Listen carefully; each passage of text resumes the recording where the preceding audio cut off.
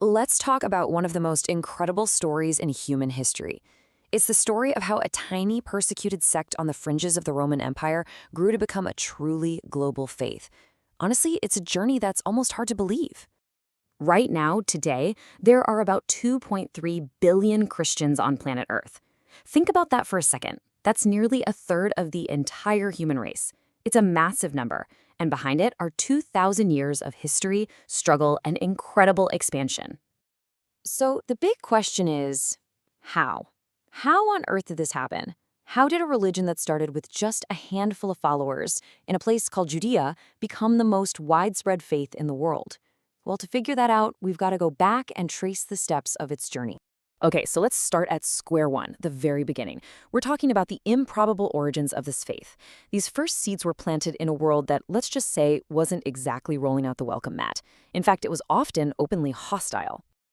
At the heart of it all, you have one person, Jesus of Nazareth. Now, his divinity is a matter of faith, but his existence as a historical person who was executed around the year 30 AD, that's something historians pretty much all agree on.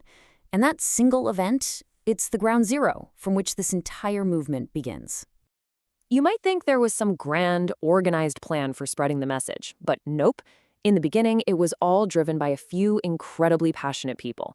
You had the apostles who carried the message locally, but then this one guy, a convert named Paul, shows up around 36 AD, and he was a total game changer. He basically made it his life's work to travel nonstop across the Mediterranean. The reach was amazing. Tradition says Mark made it to Egypt, and Thomas might have even gone all the way to India. It's wild. So, if you look at that first 100 years, a few things were absolutely crucial. First, of course, the execution of Jesus, which becomes the central story. Second, you've got Paul's missionary work, which was like the engine for growth. And finally, by around the year 100, the Gospels were finished. This gave the movement its foundational text, a unified story that could be copied, shared, and preserved for generations. For the next couple of centuries, the faith kept growing, kind of bubbling under the surface, but it was still a minority and often faced brutal persecution. But then, something happened that would change the course of history. Not just for Christianity, but for the entire Western world. I mean, just look at this contrast. It is staggering. Before the 4th century, Christians were the outsiders, the ones being persecuted because they wouldn't worship the Roman emperors as gods. And then, in less than a single lifetime, they went from being enemies of the state to becoming the official religion of that very same state. Talk about a dramatic reversal of fortune. So how did this happen so fast? Well, it really unfolds in 4 key steps. First, you've got Emperor Constantine, who claims to have a Christian vision right before a huge battle, which he wins. A year later, boom, the Edict of Milan makes Christianity legal. Then, Constantine brings everyone together for the Council of Nicaea to sort of standardize the beliefs. And finally, in 380 AD, Emperor Theodosius takes the final step and makes it the one official state religion. The deal was sealed. But of course, a rise like this doesn't happen in a vacuum. The power of the Roman state was now being used to push down the old religions. Temples that were built for Jupiter or Apollo, many were torn down or just turned into churches.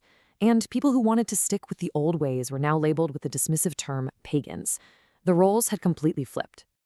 So once it had the full weight of empire behind it, the faith started to spread like wildfire. But as it got bigger and more widespread, it also started to fracture. This led to new branches of the faith and a totally new phase of global expansion. For about 1,000 years, Christianity in Western Europe was basically one giant unified institution. But that couldn't last forever. 2 huge earthquakes shook things up.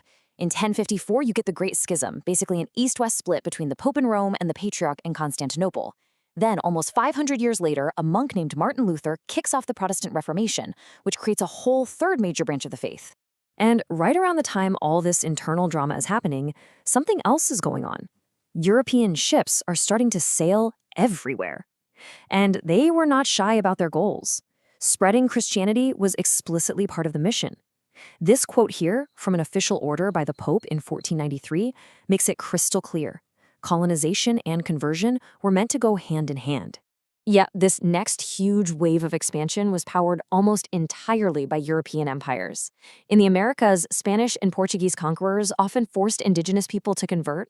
In Africa, tragically, the faith arrived along the brutal routes of the slave trade. And in Asia, missionaries followed right behind the traders, establishing strongholds like the Philippines and even making some early gains in Japan. All right, so let's fast forward to the modern era. We're talking about the last 300 years or so, a period where the faith faced all new challenges, everything from science and secularism to massive political revolutions. But it just kept adapting and kept expanding, often in really unexpected ways. Seriously, the last few centuries have been a whirlwind. In the 1700s, you get these huge religious revivals called the Great Awakenings, which give birth to the modern evangelical movement. The 1800s became the era of missionaries like David Livingstone, who traveled deep into Central Africa. And then in the 20th century, the faith showed incredible resilience, surviving and even thriving after being suppressed for decades by communist governments. And if you want a perfect picture of that resilience, just look at China. Check out these numbers. In 1900, there were about 100,000 Christians there. By 1945, there were 4 million. That is absolutely explosive growth, and it shows how the faith could put down roots even in the most challenging places. And so, that whole incredible, complicated 2,000-year story brings us right back to where we started.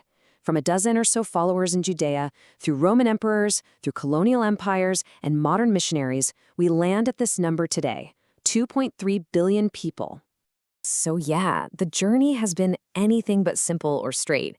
It's a story packed with incredible faith and immense power, with conversion and coercion, with unity and deep division.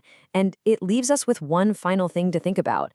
After 2 millennia of constant change, what on earth does the next chapter hold for the world's largest religion?